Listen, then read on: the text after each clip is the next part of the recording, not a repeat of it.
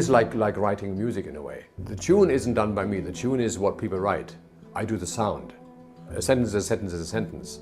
And a tune is a tune is a tune, but whether you play the tune on the banjo or the piano, or whether you sing it, or whether a girl sings it or a man sings it, makes it sound different. And that's what I do. I add the sound. I don't change it. An A is an A and a B is a B. I can't go too far away from it. But once I have that sort of like the general character, then I just sketch. I use just a very, very rough 2B pencil and do sort of smallish sketches that aren't very good, but to me they're a little exercise. I don't go into detail, I just patch a few things, and then I start sketching, and once the sketches kind of look like they need to do for me, then I do 1 or 2 or maybe 4 or 5 characters, and there's an A and an N and an E and an S, sometimes a G, and that defines the character. And I do those fairly nicely, they're not artwork, and then I sit down with one of my professional type designers who will then turn that into data. And I have a second method which is even more realistic. If I find something that I really like, that I think would work for the client, but it's already used by somebody else, or it's too old, or I can't afford to buy it, or whatever, or it would be a rip-off, then I look at that for a long time. I look through the books and I draw it and I sketch over it, and then I put it away, and then the next day I sit down and draw it from memory. And then it's different, obviously. I read a novel and I rewrite it the next day in my own language. It'd be the same story, but it'll be different words and it had a slightly different feel about it. So that's how I do with Typeface. The stuff we did for the Deutsche Bahn, we looked at Sabo and the Typeface by Chicholt, which they used a lot, which I never liked very much, but we looked at it for a while, Christian in New York and myself. And then I sat down and actually drew it from memory. And it looked totally different, because in the meantime, Christian had sent me stuff that he'd been designing, so all these images came together in my head, and what I sketched was what I thought looked like Zabor, but when I looked at Zabor, it was totally different, so it was original. So it's influenced by it, but it's not a copy. And it's maybe osmosis, whatever it's called.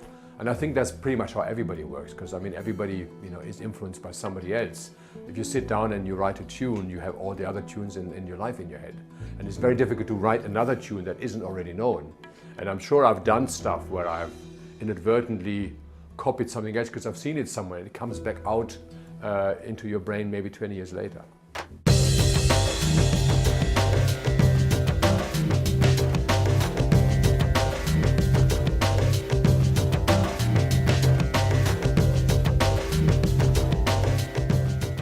I like to take things apart and put them together, and I like to know how things work, whatever it is, whether it's a camera or a piece of printing or whatever.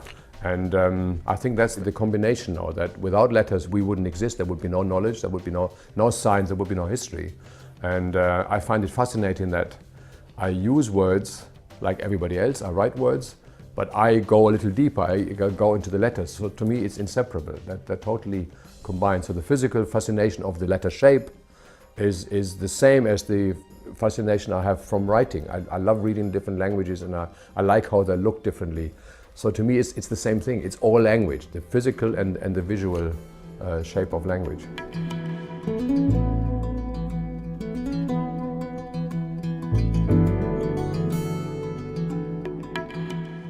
People are reading way more than we ever did, because on the internet what people do is read.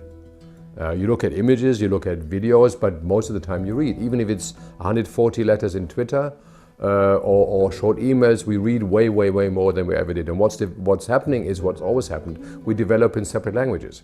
There was always a language of science, which used to be Latin. The language of diplomacy was French. The language of the post office was French. The language of the explorers was English. The language of science was German after Latin until the First World War. If you're in communication, you have to know Twitter, which is a separate language. You have to express yourself. You may use those little signs. So I think that they just add up. I don't think anything is going to be reduced. There is a Twitter language, there is an internet language, there's going to be an iPad language, there will be all these separate languages. As we will have black and white photography, color photography, I think we're just getting more and more rather than getting them all fusing together.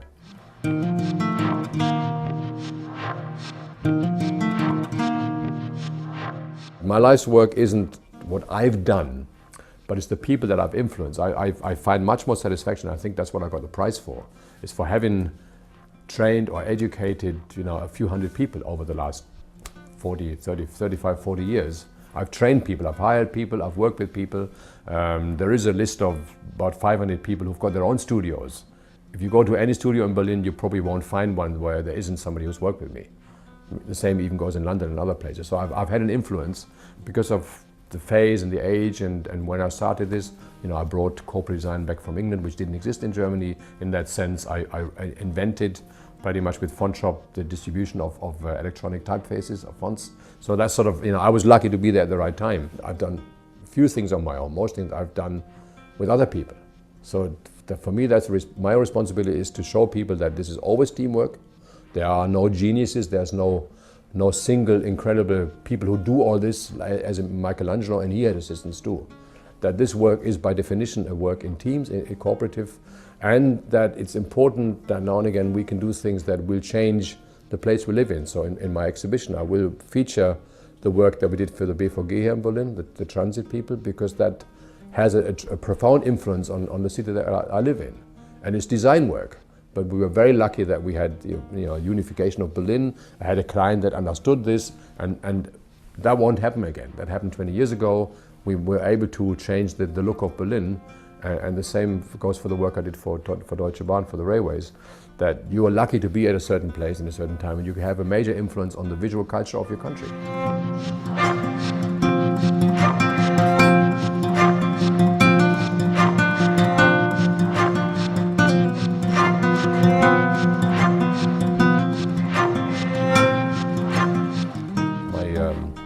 Issue has always been to try and improve things that are in the public domain. You mentioned architecture, but that's down to clients. The architects, we have great architects, we have great designers, we have great engineers, we don't have clients. So what we need is a culture of clients, and there's still horrible government communications. I mean, if I look at the tax forms, they're just as bad as they were 40 years ago. And I could make them 100 times better in 2 days, but they don't realize it's something that people can do. They go to the advertising agencies, and the advertising agencies aren't interested in forms. They do big campaigns. And if they came to me, I would do the form, not a campaign. But the clients, we still need to educate the clients, because a lot of communication, and the reason I'm saying is not I want this to be aesthetically nicer, but I want communication to be more open. And if, for example, bad government forms serve to separate us from the government, because they make us stupid, because we don't understand, so we do what we're told. If things were more designed in the sense of more open or more accessible, then we would be able to communicate more with each other. So sometimes I understand that government, whatever, the state, the administration, the system itself doesn't really want to communicate, because then it becomes messy and dirty, and we're supposed to shut up and make our little crosses and fill our forms and be quiet. And that's why I think I think designers should be. They should be in there trying to break things open. The famous example was, the ballots in Florida, when I almost said Nixon, when Bush got elected the second time, the hanging chads and all that shit. The forms were so bad that people voted for the wrong president. And it was down to, 8,000 votes that Bush became president for the second time, which is nothing. Because the forms were so bad, they didn't know where to put the bloody crosses. So they voted for an arsehole, and who started the war. So I mean, this is quite incredible that sometimes graphic design can change lives.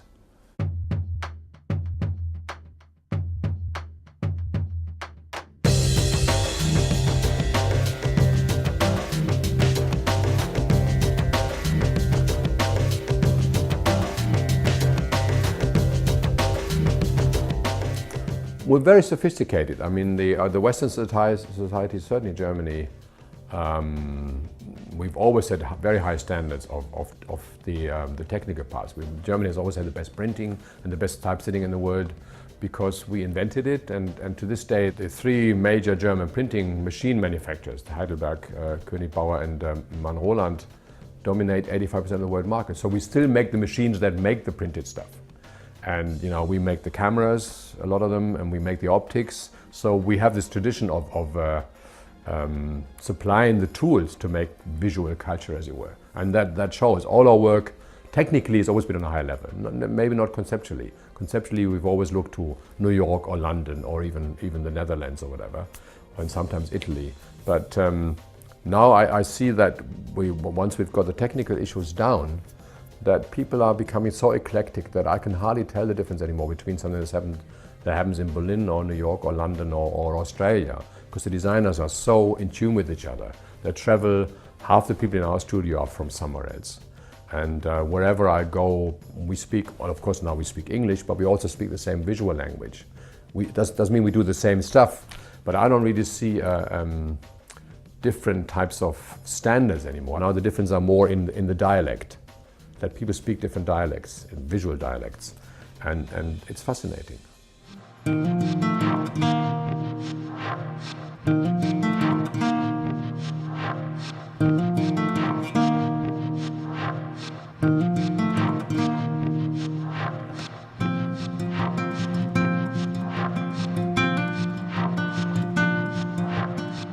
Well, type is all about rhythm and space. It's actually not about form very much. You look at the rhythm and the contrast of the word. A word has, it's a certain down and across. There's thick strokes and thin strokes. There's round ones and square ones. There's double L's and there's O's, and that every word has a rhythm. It's like looking at a park or at a building. You don't see the details. You see all of it. And in a good building, the eyes of the building, the windows will make a nice pattern that you remember. It's like your eyes or my eyes. It has a face, and a typeface, that's why it's called face, luckily in English, has a face. It all combines together. And what we read is the contrast between thick and thin, light and dark, square and round. And the rhythm is the rhythm of words, of spaces between words, of spaces between characters. And just as in music, that makes it exciting.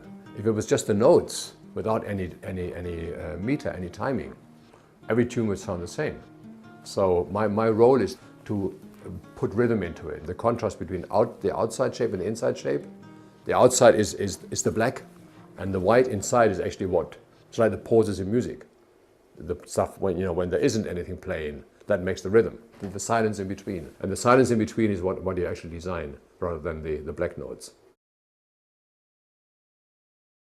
You can't become a good designer by staying at home and looking at one book. You've got to be out, talk to other people, travel, because there's nothing better than realizing that 200 kilometers from your door, things are different. Because you live in wherever you live, whether it's Berlin or New York or the middle of nowhere, or the suburbs of Beijing. Things are different when you move out. And that's the first thing when you're 21 years old. Oh my God, it doesn't have to be blue. It doesn't have to be square. It can be different. Read as much as you can. Listen to as much as you can, travel as much as you can, meet as many people as you can. Just gather all the shit for years and years. And when you think your head is almost full, then you start over, because your head is very, very empty. My head is empty, even though it feels full at times, but I'm sure I've only got 10% of my brain capacity using. I could use a hell of a lot more of it. Our brain is incredible. It's the biggest hard drive we know, and it's the fastest. But the trouble is I can never find anything, like on my hard drive.